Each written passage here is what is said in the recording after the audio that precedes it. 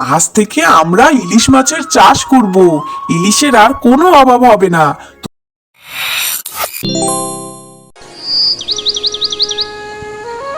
ইস, আজ যদি আমার বাবা মা বেঁচে থাকতো তাহলে আমিও ইলিশ ভাজা খেতে পারতাম। এই বর্ষায় ইলিশ দিয়ে খিচুড়ি কি যে মজা। আরে আজ আমার বাবা মা বেঁচে নেই। সবই তো বুঝি রে বোন, কিন্তু কি করি? আমাদের সংসারে তো নুন আনতে পান্তা ফুরোয়। সেই ছোট থাকতে বাবা মা মারা যায়। আজ দুজনে নুন ভাত খেয়েই বেঁচে আছি। কি করে যে তোর এই সাতটুকু পূরণ করব? কখনোই কিছু মুখ ফুটে চাসনি, আর আমিও তা দিতেও পারিনি কখনো। খুকুমণি, কি হয়েছে খুকুমণি? তোর মন খারাপ কেন? আজ সারাদিনই দেখছি কেমন আনমনা আনমনা। কি হয়েছে তোর, বল দেখিনি। কই কিছু না তো ভাই, এমনি। আচ্ছা ভাই, বলো তো একটা ইলিশ মাছের দাম কত নিবে বাজারে? ইলিশ মাছ? সে তো মেলা দাম বোন। কেন, তোর কি খেতে ইচ্ছে হচ্ছে? বল দেখিনি খুকুমণি আমাকে একটু। আরে না না, খেতে ইচ্ছে হবে কেন? অত দামি মাছ আমার খেতে ইচ্ছে হয় না, এমনি আর কি একটু জানতে চাইছিলাম আর কি। খুকুমণি, ছোটবেলা বাবা মা মারা যাওয়ার পর থেকে তোকে আমি সেই কোলে পিঠে করে মানুষ করেছি। তুই আমার কাছে মিথ্যে বলিস না বোন। আমি জানি তোর খুব ইলিশ মাছ ভাজা খেতে ইচ্ছে হচ্ছে, আর খিচুড়ি। তুই আমার কাছ থেকে কিছু লুকোস না রে বোন। ইয়ে মানে মানে একটু খেতে ইচ্ছে হচ্ছিল ভাই, কিন্তু অত দামি মাছ তো আমাদের পক্ষে কেনা সম্ভব না রে। হ্যাঁ রে খুকুমণি, সবই তো বুঝি, কিন্তু কি আর করব বল। আমি তো আমার সাধ্যে কুলিয়ে উঠতে পারি না রে খুকুমণি। তাও আমি চেষ্টা করব। তুই কখনোই আমার কাছে কিছু চাইসনি। আজ তুই মুখ ফুটে একটা জিনিস চেয়েছিস, আমি তা না দিয়ে পারি? না না না ভাই, তোর এত কষ্ট করার দরকার নেই। তুই যা ভাবছিস তা না। তুই আমাকে ভুল বুঝিস না, আমার খেতে ইচ্ছে হচ্ছে না।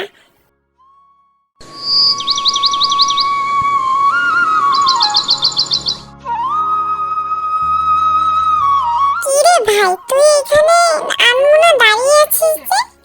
কি হয়েছে তোর? তেমন কিছু না রে খুকুমণি, একটু মা বাবার কথা মনে পড়ছিল, এই আর কি। কেন মিথ্যে কথা বলছো ভাই আমার কাছে? আমি জানি আজ তুমি ইলিশ মাছ কিনতে গিয়েছিলে, কিন্তু ইলিশ মাছের দাম যে বাজারে আকাশ ছোঁয়া, তা যে আমাদের মতো মানুষের কিনা কখনোই সম্ভব না। হ্যাঁ রে খুকুমণি, তুই ঠিক বলেছিস। আল্লাহ তাআলা যে কেন আমাদের গরিব বানিয়েছেন জানি না, কিন্তু আমি তোকে ইলিশ মাছ খাওয়াবোই খাওয়াবো বোন। তুই কিচ্ছু ভাবিস না। না রে ভাই, আমি ইলিশ মাছ খাবো না। তুই এ নিয়ে এত ভাবিস না তো। আর আমাদের মতো গরিব মানুষের আবার ইচ্ছে থাকতে হয় নাকি? তুই বাদ দে তো ভাই এসব।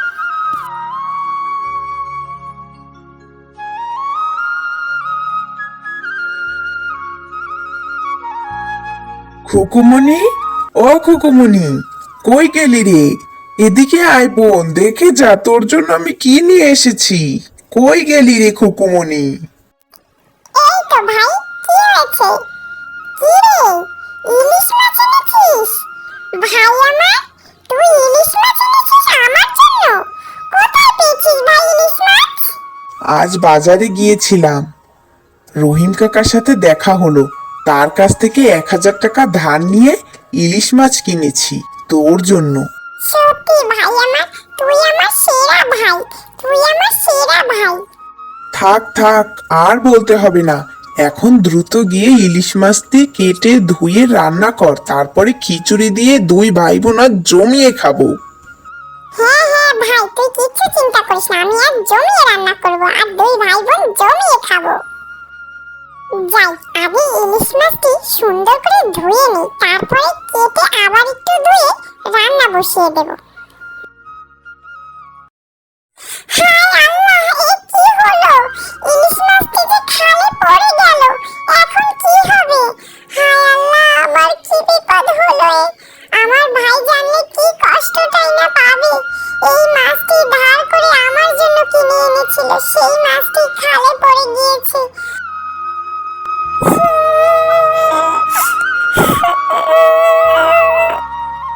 আরে খোকমনি, তুই কাঁদছিস কেন? কি হয়েছে? কে তোকে কি বলেছে? আর ইলিশ মাছ কোথায়? ইলিশ মাছ না তুই রান্না করতে গেলি? ভাই, ইলিশ মাছটা না খালে পড়ে গিয়েছে। আমি ধুতে গিয়েছিলাম। কি হবে এখন? কি বলছিস? সে যাকগে, তুই এর জন্য কাঁদিস না। তোর চোখের পানি আমি একদম সহ্য করতে পারি না রে খুকুমনি। তুই কাঁদিস না, তোকে আমি আবার একদিন কিনে খাওয়াবো বোন। তুই কাঁদিস না রে বোন, তুই কাঁদিস না।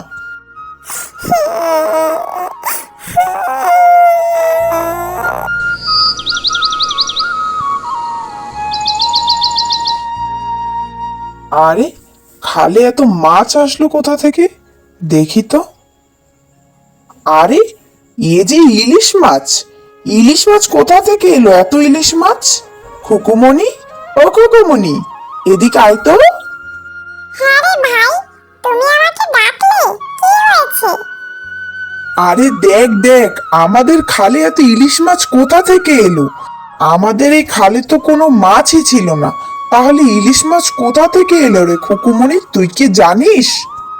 ভাই, আমার মনে হয় কি কালকে তুমি যে ইলিশ মাছটি এনেছিলে, ওই মাছটা তো এই খালেই পড়েছিল। ওই মাছটা থেকেই মনে হয় এত মাছ হয়েছে। এক্ষুনি ভাইয়া জাল এনে তাড়াতাড়ি আমাদের খালে ব্যারিকেড দাও, তাহলে আর মাছ বের হতে পারবে না। আমরা ইলিশ মাছের চাষ করব। তুই ঠিক বলেছিস খুকুমনি, আমি এক্ষুনি গিয়ে নেট কিনে আনি। নেট কিনে এনে আমি খালের এ মুড়ো থেকে ও মুড়ো ব্যারিকেড দিয়ে দিই, তাহলে আমাদের আর মাছ বের হতে পারবে না। আজ থেকে আমরা ইলিশ মাছের চাষ করব। ইলিশের আর কোনো অভাব হবে না। তুই ইচ্ছে মতো খেতে পারবি বোন। ভাই, আল্লাহ যা করে ভালোর জন্যই করে। দেখেছিস কালকে মাছটি আমাদের খালে পড়ে যাওয়ার ফলে আজ আমাদের এত মাছ হয়েছে। আল্লাহ সবকিছু ভালোর জন্যই করে রে ভাই। তুই ঠিক বলেছিস খুকুমনি, তুই ঠিক বলেছিস। আলহামদুলিল্লাহ, আল্লাহ আলহামদুলিল্লাহ।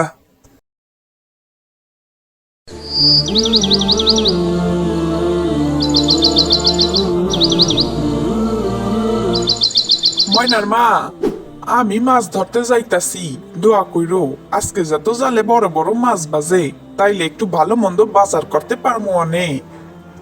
দূর দূর দূর দূর, তুমি এসো বাজার লইয়া।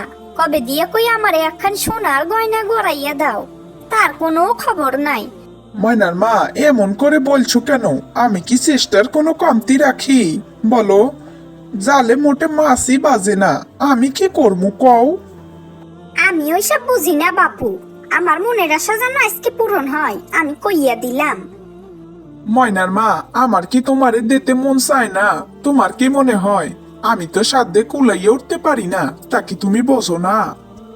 না না না বাপু, আজগো যদি আমার মনের আশা পূরণ না করো, তাইলে আমি আর তোমার বাড়ি থাকবো না। আমি আজগোই বাপের বাড়ি চলে যাবো, কইয়া দিলাম। এমন করে কইলে হয় ময়নার মা? আমি দেখি কি করা যায়। আজগো আমি গভীর দলে যাবো।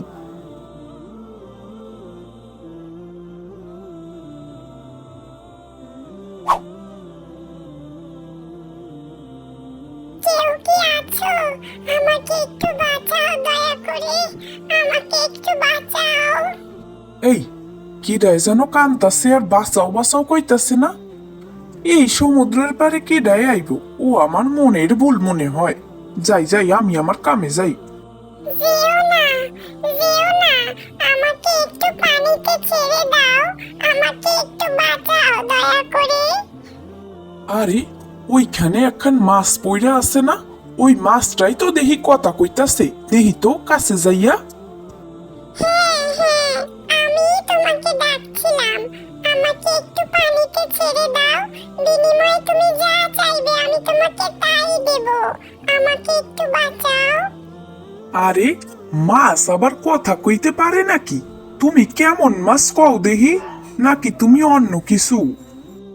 আমি হলাম সোনালী মাছ। তুমি বিনিময়ে যা চাইবে আমি তোমাকে তাই দেব। আমাকে একটু পানিতে ছেড়ে দাও। তুমি যেখানে বসে আমাকে স্মরণ করবে আমি সেখানেই তোমার সাথে দেখা দেব বন্ধু। আচ্ছা আচ্ছা, আমার তোমার কাছে এখন কিছু চাইবার নাই। আমি তোমাকে পানিতে চাইরা দিতাছি, তবে আমি তোমারে যখন ডাকমু তখন তুমি আইবা তো? হ্যাঁ উপকারী বন্ধু, আমি তোমার ডাকে সাড়া দিব। তোমার যখন ইচ্ছে তুমি আমাকে ডাকবে, আমি তোমার ডাকে সাড়া দিব। এই কি গো, ফিরে এলে যে? নিশ্চয়ই মাছ পড়েনি কপালে, এর জন্যই ফিরে আইছো। আয় হায় হায় হায় রে আমার কপাল। আরে আরে শোনো তো আগে ময়নার মা, আগেই চেঁচামেচি করতেছো। শোনো কি হইছে আজকে। মাছ ধরতে যাইয়া কেমবালায় মাছ ধরবো ওই ঘটনার পরে কও দেহি। ই শোনাবা? নতুন নতুন কি শোনাবা? নিশ্চয়ই কোনো একখান অজুহাত দেবা, আর কি, আর কিছুই না। না গো ময়নার মা, কি হইছে শোনো আগে।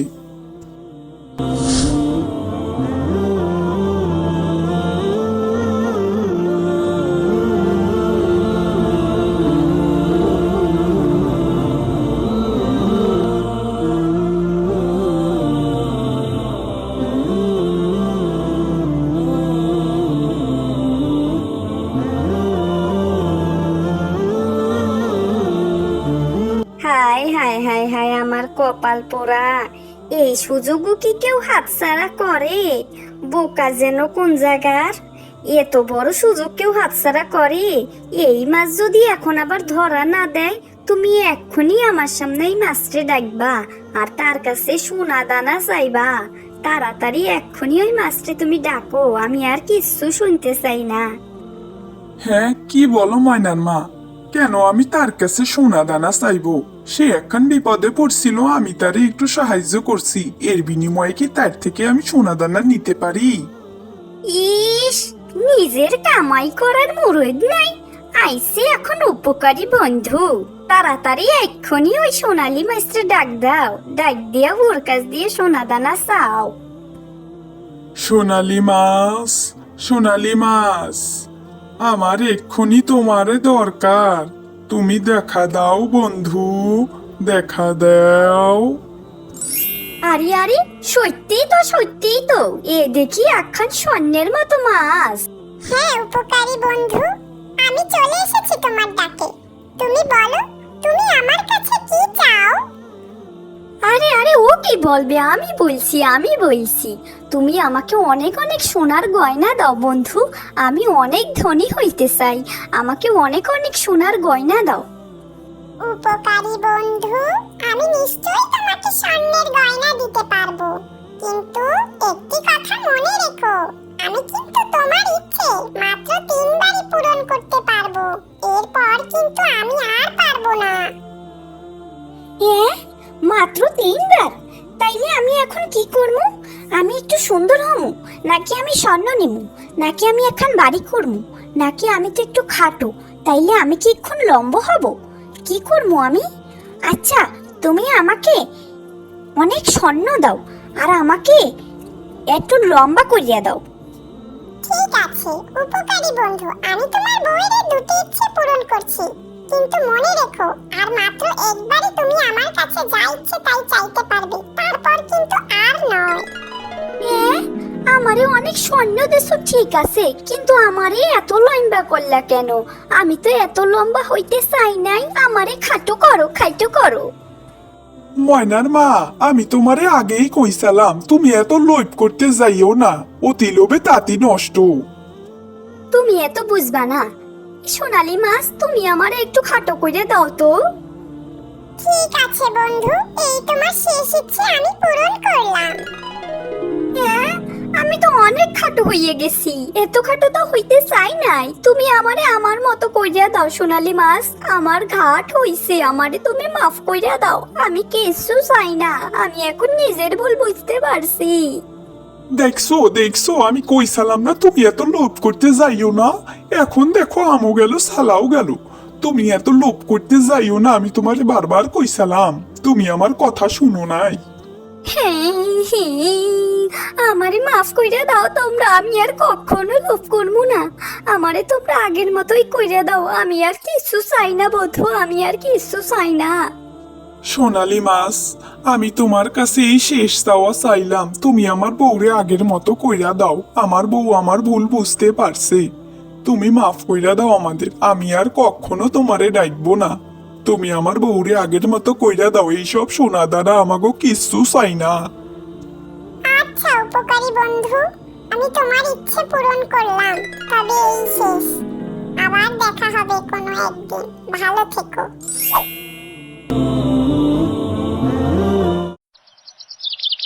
পড়ন্ত বিকেলবেলা নুরু মিয়া কাজ শেষ করে রাস্তার পাশে ছোট্ট এক চায়ের দোকানে বসে আছে, মুখে ক্লান্তির ছাপ। হঠাৎ তিনি দেখলেন পাশ থেকে যাচ্ছিল জামাল ভাই। জামাল ভাই এলাকার এক ভদ্র মানুষ। চায়ের দোকানে নূর মিয়াকে বসা দেখে জামাল ভাই বলল, আসসালামু আলাইকুম নুরু মিয়া, কেমন আছো? কাজ শেষ কইরা ফালাইছো নাকি? জামাল ভাইয়ের কথা শুনে নুরু মিয়া হালকা হেসে বলল, আসসালামু আলাইকুম ভাইয়া, কেমন আছেন? জি ভাইয়া, একটু আগে আমার কাজ শেষ করলাম, এখন একটু চার দোকানে আসলাম বিশ্রামের জন্য।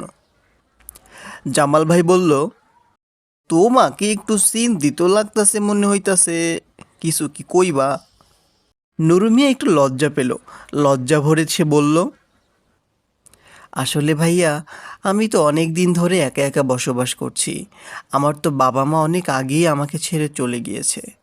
আসলে একটা বিষয় নিয়ে আমি খুব কয়েকদিন ধরে চিন্তার মধ্যে আছি।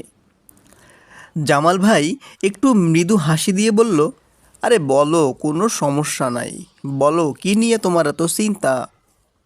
এবার নুরু মিয়া বলতে শুরু করলো, ভাইয়া আসলে আপনার কাছে আমার বলতে লজ্জা নেই, আমি এখন বিয়ে করতে চাই, কিন্তু বুঝতে পারছি না আমি কেমন মেয়ে বিয়ে করব।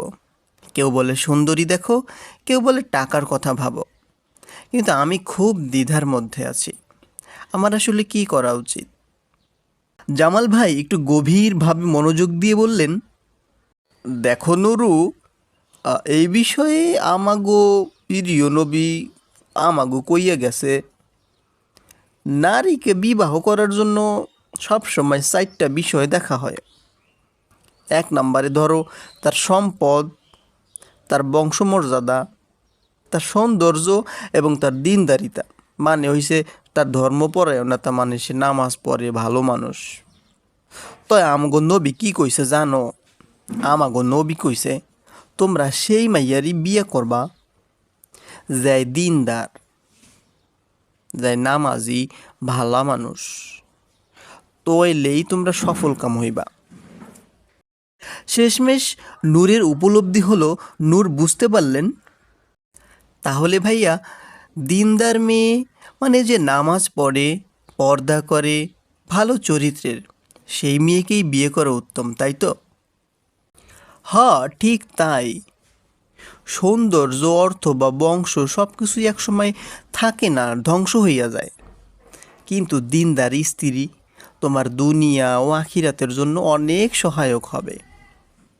সে ঘরে শান্তি আনব, তোমাকে আল্লাহর পথে রাখব। ভাই আমি বুঝে গিয়েছি, আপনাকে অনেক অনেক ধন্যবাদ। এখন থেকে আমি সেই মেয়ের খোঁজ করব যে দিনদার, আর আল্লাহর কাছে দোয়া করব যেন তিনি আমাকে একজন নেককার স্ত্রী দান করেন। জামাল ভাই হেসে দিলেন এবং বললেন, তোমার কথা শুনে মনে হইল তুমি সত্যি একজন ভালো জীবন সঙ্গী খুঁজতেছ।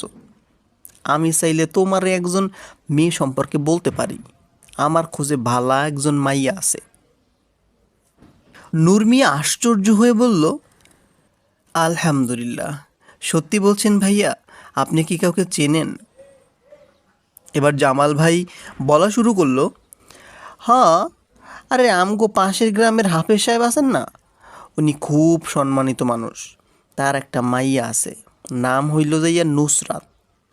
নুসরাত কোরআন মুখস্থ করে ফেলাইছে, মানে ওটারে কি বলে, হাফেজা। নিয়মিত নামাজ পড়ে, আবার পর্দাও করে, খুব ভদ্র ও নম্র মানুষ।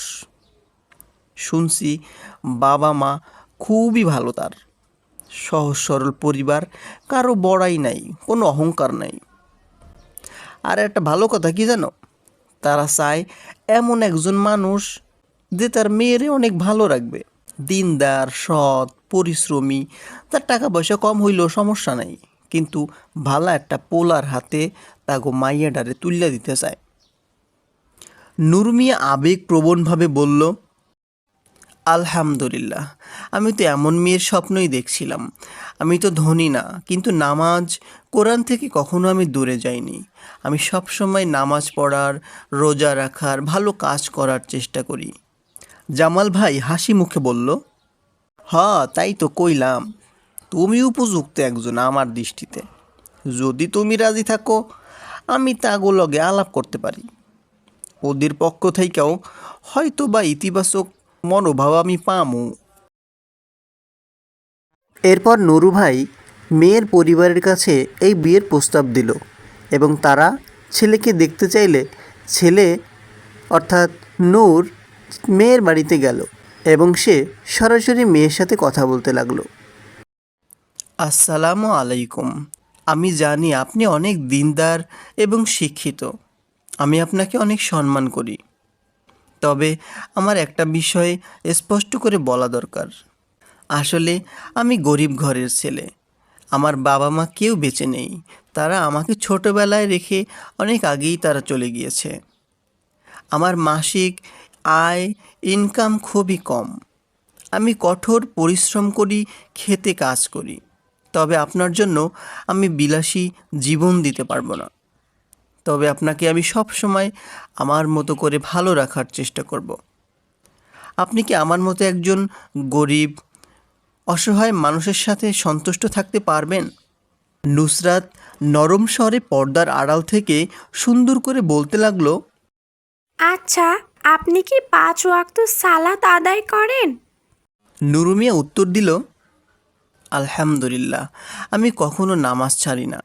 যত কষ্টই হোক, যত কাজই থাকুক, নামাজ ও হারাম থেকে নিজেকে বাঁচিয়ে চলার চেষ্টা করি। নুসরাত বলে উঠল, তাহলে আমি সন্তুষ্ট। আমি এমন একজন মানুষকে আমার জীবনে চাই যে মহান আল্লাহ তাআলাকে ভয় করে চলে আর দুনিয়াতে ছলক নয়, দিনকে অগ্রাধিকার দেয়। বিলাসিতার আমার কোনো প্রয়োজন নেই। আমি চাই আমার ঘরটা জান্নাতের পথে চলুক। একথা শুনে নুরু মিয়ার চোখে পানি চলে আসলো। সে বলল, আপনার এই কথাগুলো আমার কাছে দুনিয়ার সবচেয়ে বড় শান্তির বার্তা। আপনি চাই আপনি আমার জীবনসঙ্গিনী হিসেবে আসুন, যদি আল্লাহ চান। পরদিন নুসরাতের বাবা মা নূর মিয়াকে ডেকে পাঠান এবং নুসরাতের বাবা হাসি মুখে বলেন, আসসালামু আলাইকুম বাবা, আমরা তো এতেই খুশি। তুমি দিনদার, সৎ এবং পরিশ্রমী। আমরা চেয়েছিলাম আমাদের মেয়ের এমন একজন ইসলামী জীবনসঙ্গী হোক। তুমি সেই যোগ্য ব্যক্তি। নুরু মিয়া খুব নম্রভাবে বলল, আমার পক্ষে যা যা করা সম্ভব আমি সব করব, ইনশাআল্লাহ। আমি চেয়েছি একজন দিনদার স্ত্রী, আর আল্লাহ আপনাদের মাধ্যমে সেই দোয়া কবুল করেছেন। এরপর তাদের বিয়ে হয়। আল্লাহ তাআলার ইচ্ছায় তাদের সংসারে নেমে আসে অনাবিল সুখ আর শান্তি। সত্যিকারের সফলতা সৌন্দর্য সম্পদ কিংবা উচ্চ বংশে নয়। সফলতা তো সেই ঘরে যেখানে স্বামী স্ত্রী একসাথে আল্লাহকে ভয় করে চলে, দিনের উপর জীবন গড়ে তোলে। সেই ঘরই জান্নাতের ছায়া হয়ে ওঠে দুনিয়ার মাটিতে।